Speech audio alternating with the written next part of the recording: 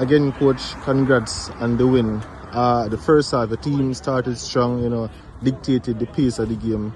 Fell off in the second half, but a bit scrappy. Talk about the second half performance of the team. I thought fatigue set in place in the second half once more. I think the boys did well enough in terms of control the game in the first half as well as in the second half, but I think fatigue played a very big part in the second half and us creating chances.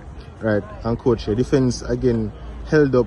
Montego Bay didn't offer much going forward, but talk to us about the defensive performance of the guys back there, keeping Montego Bay quiet for majority of the game. Well, it's always good to get a clean sheet in any game, but we thought that the defense line could have done a little bit better. We gave up some easy chances, some unforced errors around the back of the park, but it is always good to get clean sheets, and hopefully this is the start of something for us to be consistent with.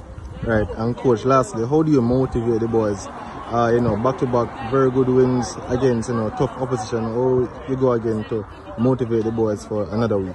Well, this is not just about the elite league for this team. It's also about development for us here at Kingston Football Academy.